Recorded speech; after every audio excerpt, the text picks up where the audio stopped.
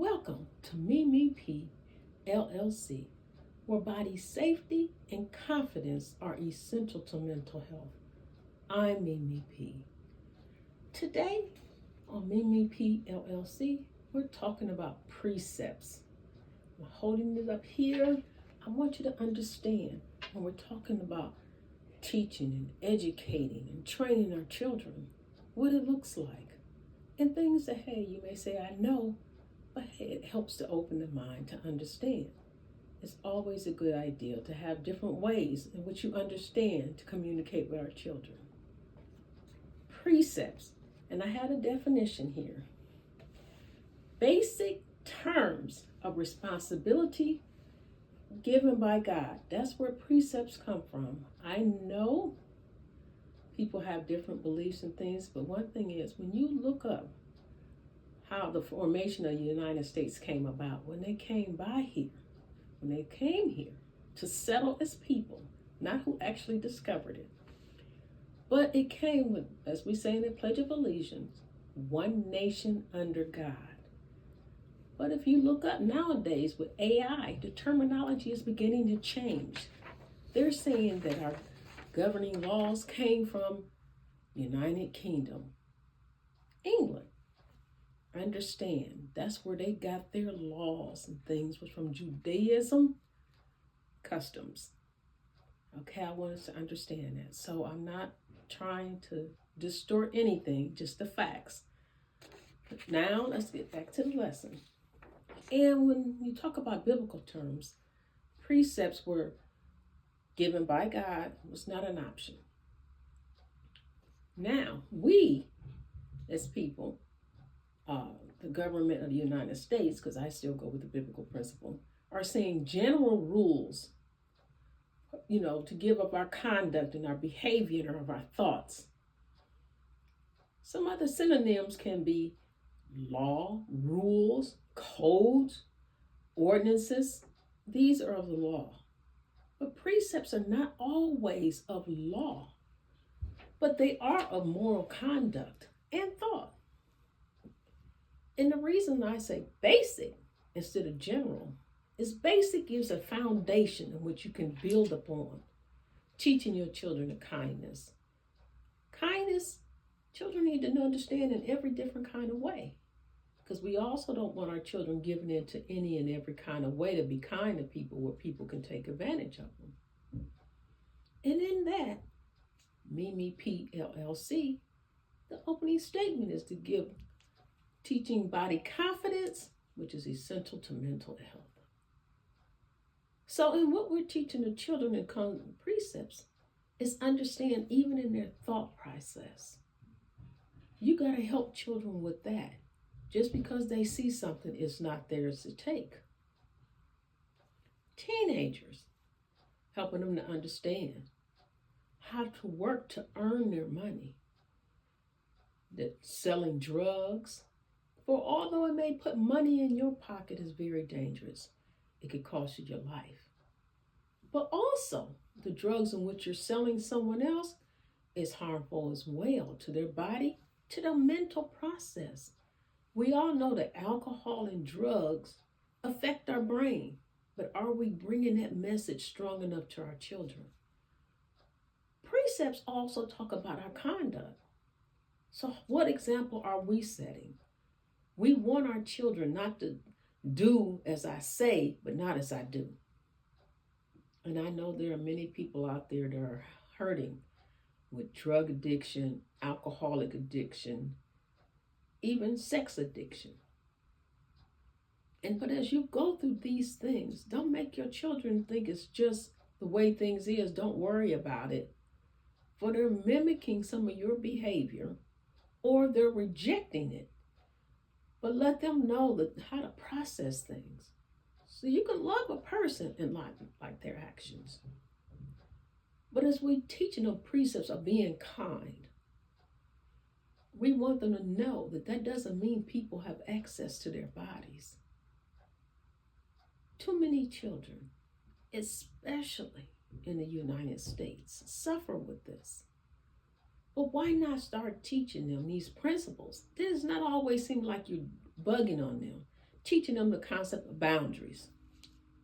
That's not your crayon. Just because you want it doesn't mean you get to have it. You have to wait till it's your turn. Or if it's a toy that's not yours, you just don't get to have it. Don't sit up and brood about it. Move on, find you another toy or something else for you. In with this also, they're talking about precepts. It deals with the character of what you want your children to have. And you do know the TV and those cell phones are getting into our children's minds. You know, Fast and the Furious. I haven't watched the movies, but I know there's like, I don't know, 4 or 5, maybe 6, I don't know. But I know it started out years ago. My children were, I don't know if they were early adults yet, but I think they were, but I'm not sure.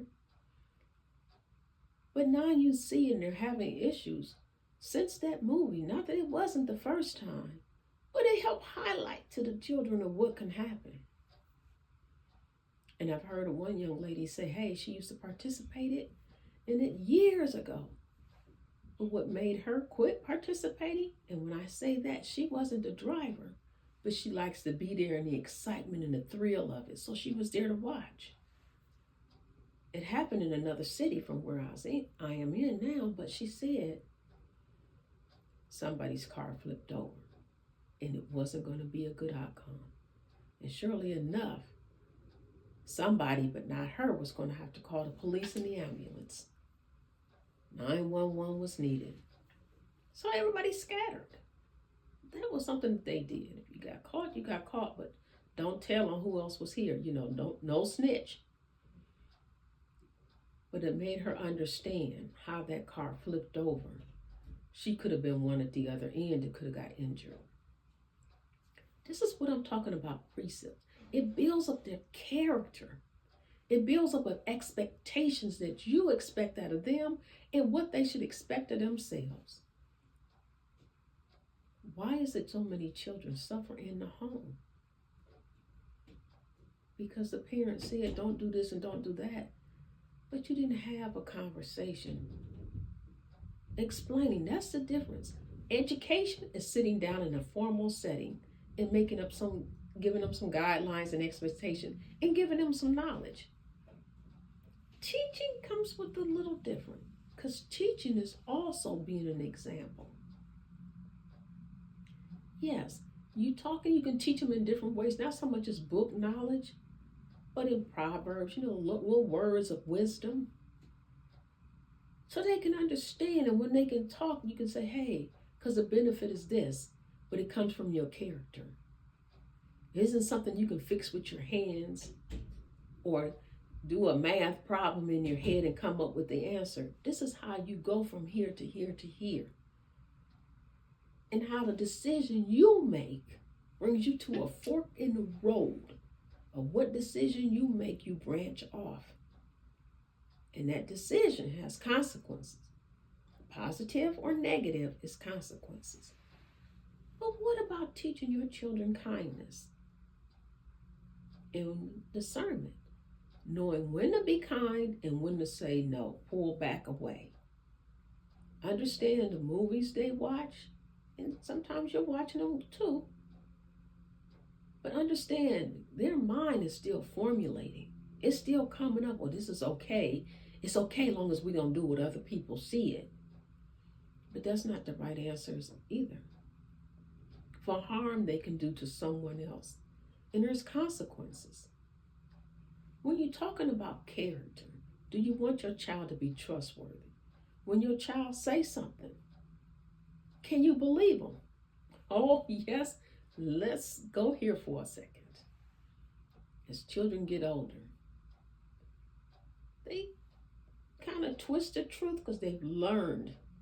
They're testing us. They're trying the process in which you can. Because you say, I can tell when you're lying. Not always so, because then they get real quick with their words. They know how to hold their face. And it's not that some other child taught them. It's that they're learning how you respond to them. Too many parents don't know what to believe because their children lie so convincingly. One child said another child touched them in a certain way. No, I didn't. But the child to say that, lie a lot. So the child that said, no, I didn't, but because of that child's behavior, it makes you believe that the other one was truthful. But hold on, ask for details. When, how. But if they ask you in private, get the details also. But settle yourself to be able to deal with this. Too many children suffer in the home. And I want to bring it to the mind as well. It's not just female.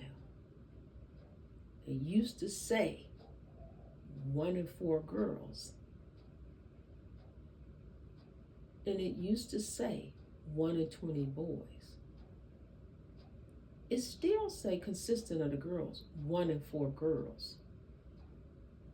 But instead of 1 in 20 boys, it's down to 1 in 16. So imagine looking around in your house, don't have 4 girls. That may be the only girl.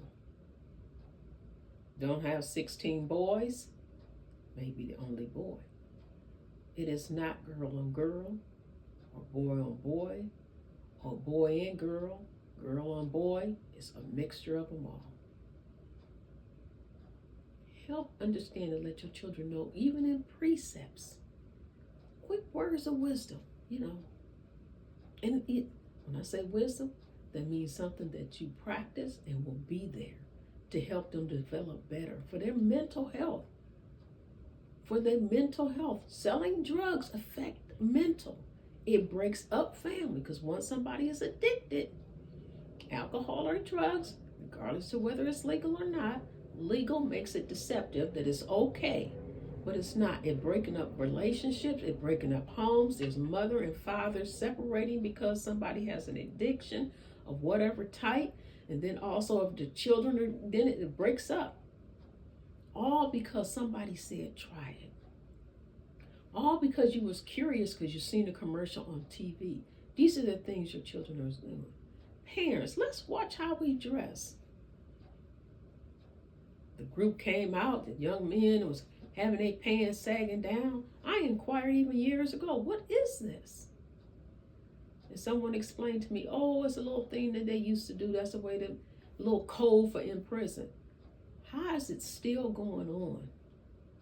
How is it still going on over 30 years later, or close to 30 years? It's not just the youth. Males my age. Is that something you're teaching your children? Or is it doesn't matter? Your child may need to escape a fire, harm that they had nothing to do. They didn't bring it onto themselves, and they running, their pants fall down and they fall. Understand what you're teaching your children. Be purposeful while they are young. If you put these things in their head while they're young, as they grow older, you don't quit teaching, you just change it and bring it more into the modern time. Teaching a child to share a crayon is different from teaching a child to stop. No, don't share a comb, because there's lice and other hair diseases. So as they get older, you're teaching them different things. You can share, but no, you don't share your money. That's a precept that needs to be taught. It's a general rule and a basic rule. Just because they're your friend don't mean you lend them money. And these are things you teach them while they are young. Precepts in the law. Everyone is presumed innocent until proven guilty. The dialect. Get the words. You're supposed to be considered innocent. It means you haven't done any harm until somebody can prove that you're guilty. Notice the courts doesn't say you're innocent. They say not guilty. Even the law recognizes that nobody knows the heart of another person or the intent of what things are done. but you can have a moral obligation. An example, because the law is precepts as well, but the law sometimes say, hey, we don't know, but it's a moral judgment. Your friend lend you some money, help you out in a rough time. You turn around and you tell them, look, I don't know when I can pay it back, but as soon as I get it, I'll get it to you. If I get some extra money, I'll give whatever I can then. And your friend trusts you. You turn around and win the lottery or some money come in from a lawsuit you wasn't expecting in yet, you have more than enough. Or you may not have more than enough, but maybe you can give them all of what they had or a good portion. But yet, yes, you did. You caught up on some of your little bills or whatever. But then you went and bought you a new dress, went to a concert that you've been wanting to see. And then when your friend find out, no, you didn't tell them, but your other friend or somebody seen you, where'd you get the money for the outfit? Where, I see it on social media. Oh, girl, that's no. But I told you I'm gonna get you that money. Your friend is upset. They feel betrayed. They take you to the legal system. And the courts say, well, ma'am or sir, they just told you they'd give it to you when they had it in a reasonable time. Because you put that phrase reasonable time, the law usually respects up to 2 years, at least for some good payment. But that person throwed you $50 before then. So even though the court can't say, hey, you have to pay up front, the person did not abandon the contract. Of when they get something, they'll give you a little something, or they'll pay you as soon as they get the money. But yet, got the money, you take it that since they won, that means got the money. No, that doesn't. But you'll hear them say, even in the court of law, even though we're not requiring you to pay the payment here, you do have a moral obligation. So you understand about teaching the precepts. I hope you understand now. But follow me, Mimi P, on hosting a show called Motives of the Heart. It's featured on talktainmentradio.com. And also, I'll put in my end screen where you can listen to part of it, where I've talked about having precepts, stories told that have a meaning to it that you're trying to educate, to build the character of your children and of yourself. Thank you. Again, remember, body safety and confidence are essential to health. I'm Mimi.